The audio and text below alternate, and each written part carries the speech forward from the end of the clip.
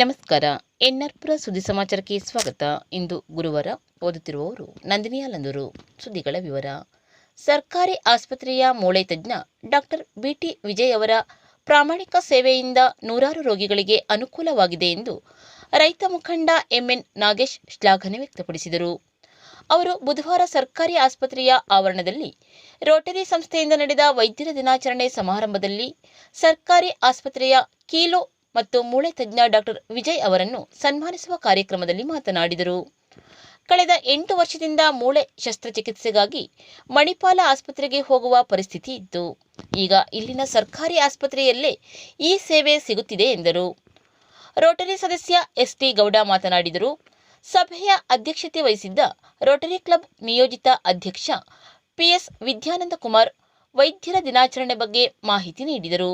ಸಭೆಯಲ್ಲಿ Rotary club ಕಾರ್ಯದರ್ಶಿ ಕಟಗಳಲೆ ಲೋಕೇಶ್, ನಿಯೋಜಿತ ಕಾರ್ಯದರ್ಶಿ ಮನೋಜ್ ಕುಮಾರ್, ಆಸ್ಪತ್ರೆಯ ಸಿಬ್ಬಂದಿಗಳು ಉಪಸ್ಥಿತರಿದ್ದರು. ಯಂತ್ರಶ್ರೀ ಭತ್ತದ ನಾಟಿಯಿಂದ ಕೃಷಿ ಕಾರ್ಮಿಕರ ಕೊರತೆ ನೀಗಲಿದೆ ಎಂದು ಧರ್ಮಸ್ಥಳ ಗ್ರಾಮಾಭಿವೃದ್ಧಿ ಯೋಜನೆಯ ಕೊಪ್ಪ ಎನ್ಆರ್ಪುರ ತಾಲೂಕು ಕೃಷಿ ಮೇಲ್ವಿಚಾರಕ ಅನೂಪ್ ಕುಮಾರ್ ತಿಳಿಸಿದರು. ಅವರು ಬುಧವಾರ ಧರ್ಮಸ್ಥಳ ಗ್ರಾಮಾಭಿವೃದ್ಧಿ ಯೋಜನೆಯ ಕೈಮರ ವಲಯದ ಮುಳುವಳ್ಳಿ ಗ್ರಾಮದ ರೈತ ಚಂದ್ರಶೇಖರ್ ಅವರ ಭತ್ತದ ಗದ್ದೆಯಲ್ಲಿ ಯಂತ್ರಶ್ರೀ ಮೂಲಕ ಭತ್ತದ ನಾಟಿ ಪ್ರಾರಂಭಿಸುವ ಕಾರ್ಯಕ್ರಮದಲ್ಲಿ ಯಂತ್ರಶ್ರೀ ಬಗ್ಗೆ ಮಾಹಿತಿ ನೀಡಿದರು. ಯಂತ್ರಶ್ರೀ ನಾಟಿ ಮಾಡುವುದರಿಂದ ಕಡಿಮೆ ಅವಧಿಯಲ್ಲಿ ಹೆಚ್ಚು ಭತ್ತದ ಗದ್ದೆಯಲ್ಲಿ ನಾಟಿ ಮಾಡಬಹುದು. ಕಡಿಮೆ ಖರ್ಚು, ಹೆಚ್ಚು ಆದಾಯ ತರಲಿದೆ. ಭತ್ತದ ಇಳುವರಿಯೂ ಜಾಸ್ತಿ ಬರಲಿದೆ. ರೈತರು ಹಿಂದಿನ ಸಾಂಪ್ರದಾಯಿಕ ಭತ್ತದ ನಾಟಿ ಕಡಿಮೆ ಮಾಡಿ ಯಂತ್ರಶ್ರೀ ಮೂಲಕ ಭತ್ತದ ನಾಟಿ ಕಾರ್ಯ ಮಾಡಬೇಕು ಎಂದು ಸಲಹೆ ನೀಡಿದರು. ಈ ಸಂದರ್ಭದಲ್ಲಿ ಸಿಎಚ್ಸಿ ಮ್ಯಾನೇಜರ್ ಮಂಜುನಾಥ್, ಕೈಮರ ವಲಯ ಮೇಲ್ವಿಚಾರಕ ರವಿ, ಸೇವಾ ಪ್ರತಿನಿಧಿ ಅಶ್ವಿನಿ ಹಾಗೂ ಸುತ್ತಮುತ್ತಲಿನ ರೈತರು ಉಪಸ್ಥಿತರಿದ್ದರು.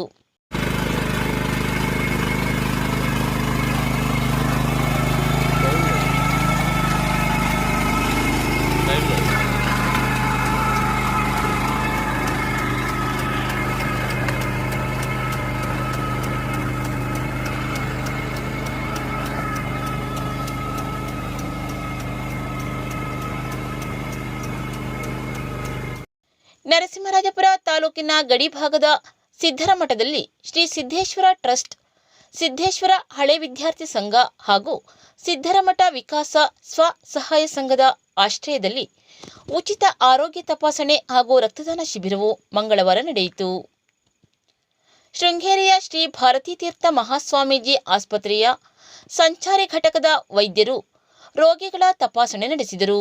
15 ಜನರು ರಕ್ತದಾನ ಮಾಡಿದರು. 60 ಜನರ ತಪಾಸಣೆ ನಡೆಸಲಾಯಿತು.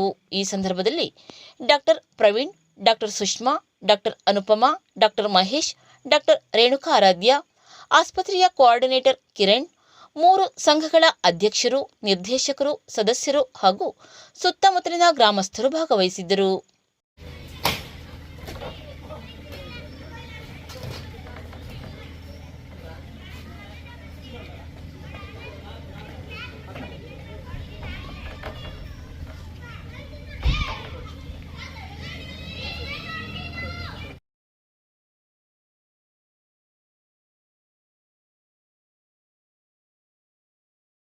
ನರಸಿಂಹರಾಜಪುರ ತಾಲೂಕಿನ ಮುತ್ತಿನಕೊಪ್ಪ ಸೀನಿಯರ್ ಚೇಂಬರ್ ವತಿಯಿಂದ ಬುಧವಾರ ಕೊರಲಕೊಪ್ಪ ಕಿರಿಯ ಪ್ರಾಥಮಿಕ ಶಾಲೆಯ ಮಕ್ಕಳಿಗೆ ರೈನ್ಕೋಟ್ ಮತ್ತು ನೋಟ್ ಪುಸ್ತಕ, ಪೆನ್ಸಿಲ್ಗಳನ್ನು ವಿತರಿಸಲಾಯಿತು.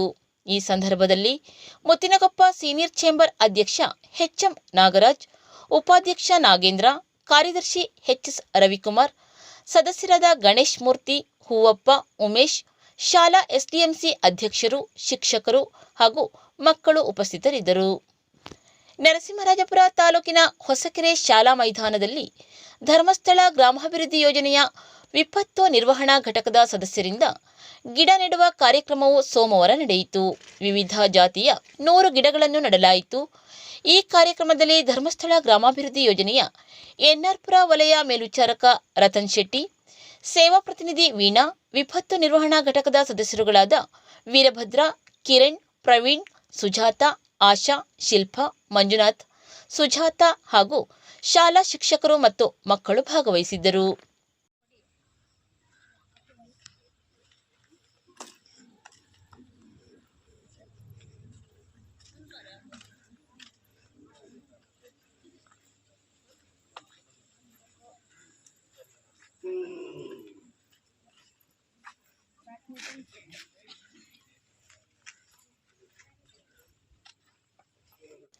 ನರಸಿಂಹರಾಜಪುರ ಪಟ್ಟಣದ ಅಂಚೆ ಕಚೇರಿಯಲ್ಲಿ ಕಳೆದ 34 ವರ್ಷದಿಂದ ಗ್ರಾಮೀಣ ಅಂಚೆ ಸೇವಕರಾಗಿ ಕೆಲಸ ಮಾಡಿ ನಿವೃತ್ತಿಗೊಂಡ ರಮೇಶ್ ಅವರನ್ನು ಬುಧವಾರ ಅಂಚೆ ಕಚೇರಿಯಲ್ಲಿ ನಡೆದ ಸಮಾರಂಭದಲ್ಲಿ ಆತ್ಮೀಯವಾಗಿ ಬೀಳ್ಕೊಡಲಾಯಿತು.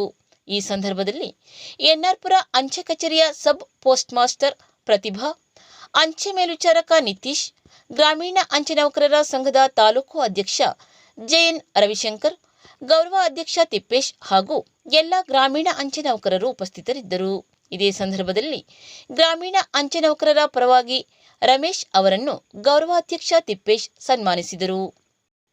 ಧರ್ಮಸ್ಥಳ ಗ್ರಾಮಾಭಿವೃದ್ಧಿ ಯೋಜನೆಯ ವತಿಯಿಂದ ಎನ್ಆರ್ಪುರ ತಾಲೂಕಿನ ಮೂಡಬಾಗಿಲು ಅಂಗನವಾಡಿ ಕೇಂದ್ರದ ಸುತ್ತಮುತ್ತಲಿನ ಪ್ರದೇಶ ನೀರಿನ ತೊಟ್ಟಿಯನ್ನು ಮಂಗಳವಾರ ಸ್ವಚ್ಛಗೊಳಿಸಲಾಯಿತು. ಈ ಸಂದರ್ಭದಲ್ಲಿ ಹಳೇಹಳ್ಳಿ ಒಕ್ಕೂಟದ ಅಧ್ಯಕ್ಷ ಸಂಜೀವ ಪೂಜಾರಿ, ಕೈಮರ ವಲಯ ಮೇಲ್ವಿಚಾರಕ ರವಿ, ಕೃಷಿ ಮೇಲ್ವಿಚಾರಕ ಅನೂಪ್ ಕುಮಾರ್, ಸಿಎಚ್ಸಿ ಮ್ಯಾನೇಜರ್ ಮಂಜುನಾಥ್, ತಾಲೂಕು ಘಟಕದ ಕ್ಯಾಪ್ಟನ್ ಲಕ್ಷ್ಮಣ ಪೂಜಾರಿ, ತುರ್ತು ಸ್ಪಂದನ ಘಟಕದ ಲೀಡರ್ ಪ್ರಭಾಕರ, ಸ್ವಯಂ ಸೇವಕರಾದ ಎಸ್ಟಿ ಕೃಷ್ಣಮೂರ್ತಿ, ಸಾಜು, ಎಚ್ಟಿ ಅಣ್ಣಪ್ಪ, ಅರ್ಚನಾ ಶೆಟ್ಟಿ, ಶೈನಿ, ಘಟಕದ ಸಂಯೋಜಕಿ ಶಿಭಿ, ಸೇವಾ ಪ್ರತಿನಿಧಿಗಳಾದ ಅನ್ನಪೂರ್ಣ, ಅನು ಹಾಗೂ ಅಂಗನವಾಡಿ ಕಾರ್ಯಕರ್ತೆ ಪ್ರೇಮ ಮತ್ತು ಸಹಾಯಕಿ ಉಪಸ್ಥಿತರಿದ್ದರು. ವಂದನೆಗಳು.